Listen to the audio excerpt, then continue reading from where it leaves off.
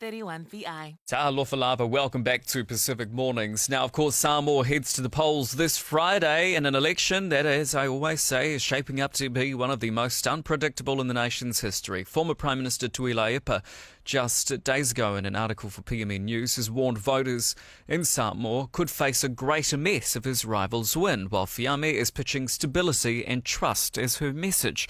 Apia senior journalist Renate is on the ground doing great work for us this week in Apia, speaking to leaders and voters as the nation prepares to decide its future. She joins us now with the very latest. Talofa lava, thank you so much for your time. Talofa lava, taʻia manuia William. Hey, look, let's go with the question I inevitably always ask you is, what's the mood like in Samoa? Just days out. We're literally days out from the election. Surely something's shifted. In fact, the election started, so today is pre-polling day. Of course. I'm in front of one of the pre-polling booths here in the Malielegaoi 1 district, the Alapua e Whakasāho. Basically, there's not many people who are registered to pre-polling. I think it's just a little over 1,000. And it's for essential workers, the elderly, people who otherwise, would be able to line up on Friday.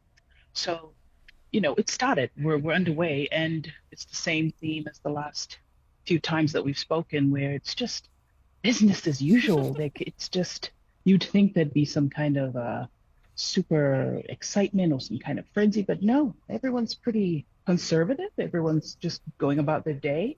It's a normal working day as well today. So yeah, the feeling is pretty laid back. I think people are just going about the business of living every day, and probably by Friday we'll see a bit more excitement, because the next 2 days are public holidays. Oh, right. Because it is business as usual, as you've highlighted, because it is business as usual, does that make it just that little bit harder to try and understand the mood on the ground in terms of who's actually in the lead?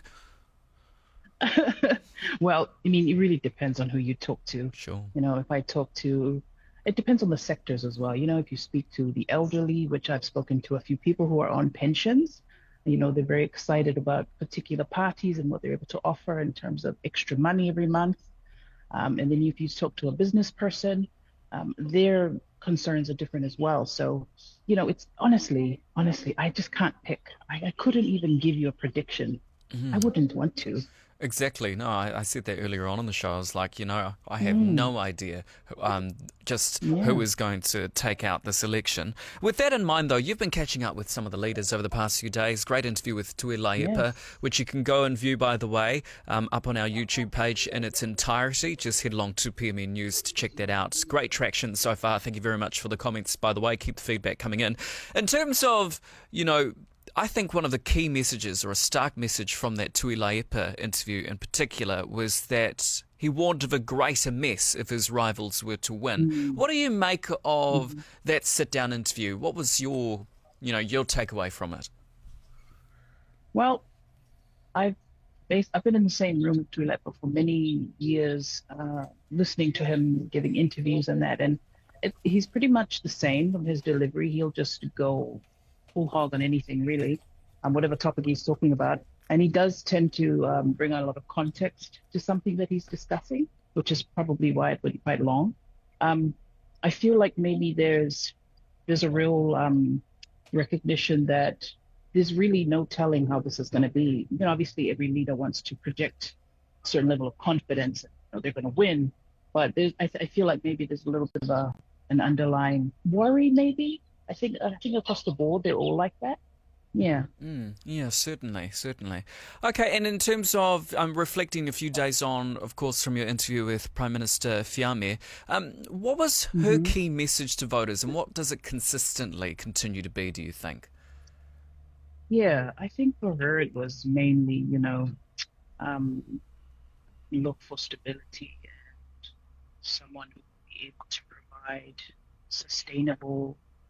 Well, she didn't have anything flashy to offer. Let's just put it that way. And she's obviously not as exciting to interview as the others, but I feel like she's more like measured. Her approach is definitely a lot more measured and a bit defensive on some things, but essentially defending her record, which I think it's probably better to be on the offense than the defense a lot, which I felt was a little bit like Yeah, but hers is definitely more measured. She's still projecting an air of confidence as well. And I think they'll probably have a few people make it through her party. Right. I don't know that it would be a majority, though. They don't even have enough people, really. They've only registered 26 candidates.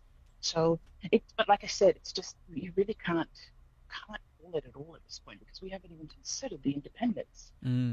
Certainly. We're having a bit of trouble with the connection with you right now, but I'll ask one more question just before we wrap it up. I mean, what's the process? As you highlighted, we've got pre-polling which kicks off today. What's the process over the next few days? So, pre-polling today, the ballot boxes are sealed and taken to the official headquarters of the Electoral Commission. They're kept there until Monday, and when the official count starts. That's the same as on Friday we have the general election, the main event, obviously. On that day, though, they do a preliminary count. So, but the final count and the official results, they are only really released next week. Right, I see. Okay, no, good to get a bit of a pulse check there. And again, we'll check in again with you on Friday on the big, I'm going to call it a big showdown day, I mean, but it's effectively started anyway.